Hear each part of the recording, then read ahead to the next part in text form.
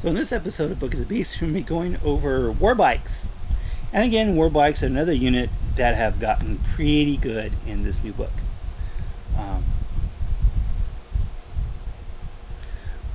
Compared to what they were before.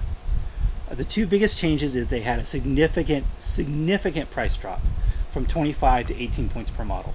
That is a huge price drop. They didn't gain the stick bombs like every other model in the book, but they did gain Here We Go, which means they can re-roll one of the dice for the charge distances.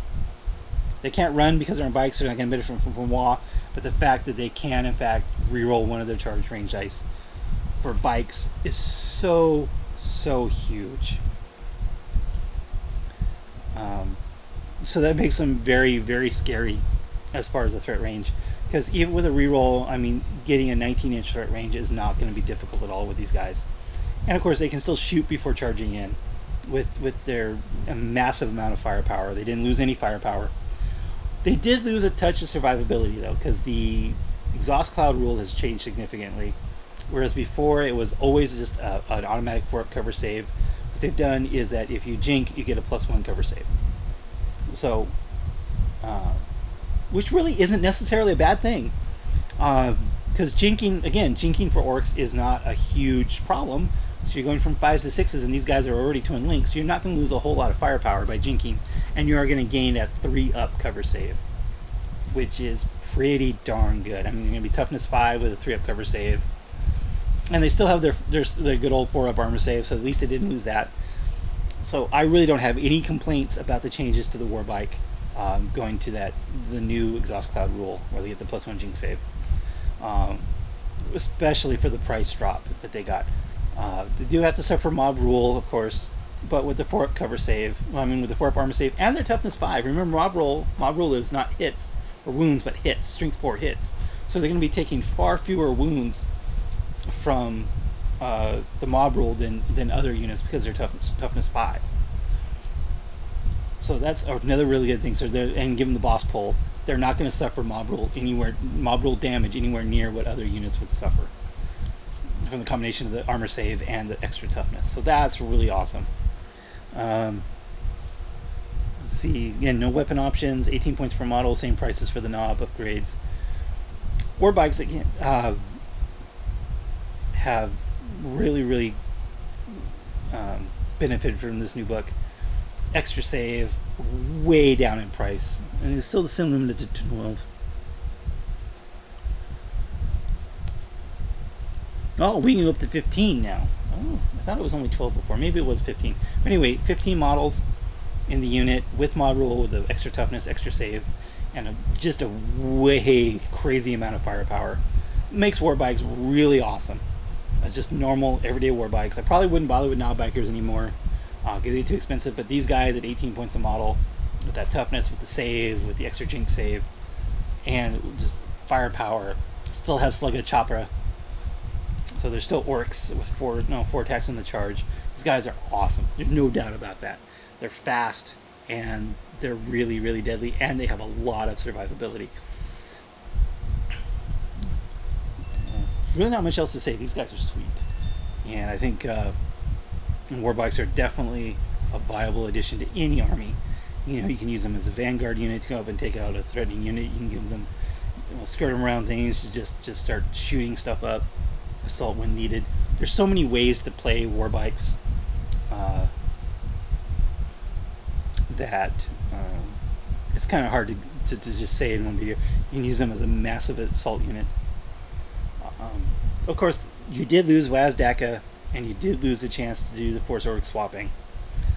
So that's one kind of a downside, but it's not a huge downside. It's kind of more of an annoyance for certain people who had already invested a lot of money in Warbikes and Warbike armies.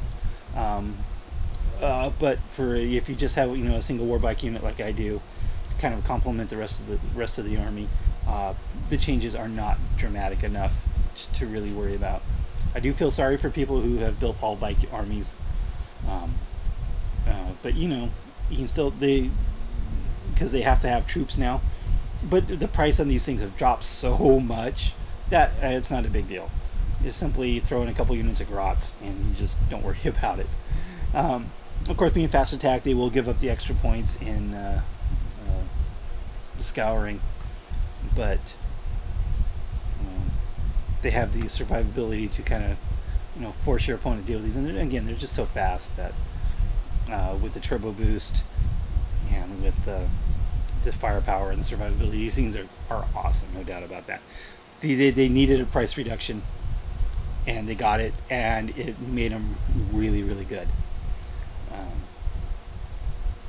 Of course, it would be nice. I was actually hoping that they would go up in price and regain the Fearless rule that they had in the 3rd edition book, because in the 3rd edition book they were 35 points each with Fearless, and that would have been awesome too.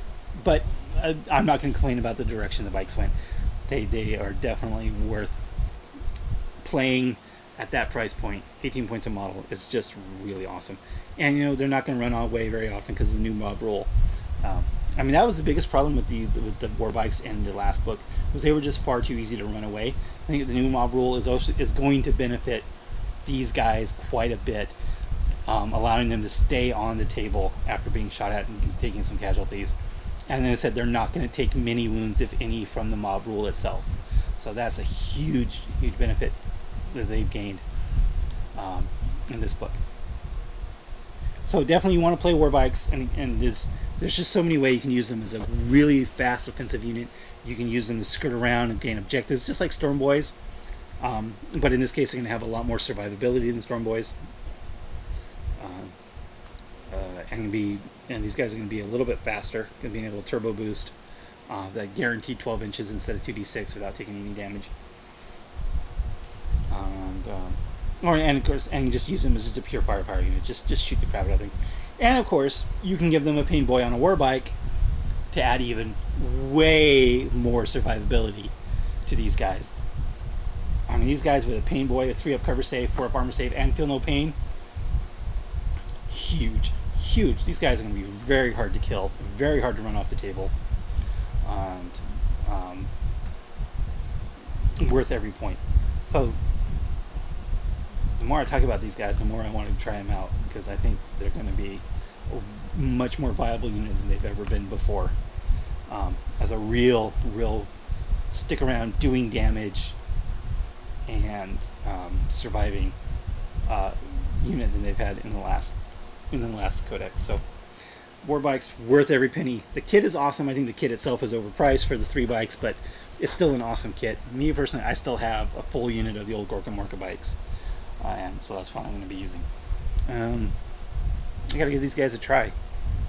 They can add up in points fast. I mean, because if you take a unit of 10, you're talking 180 points.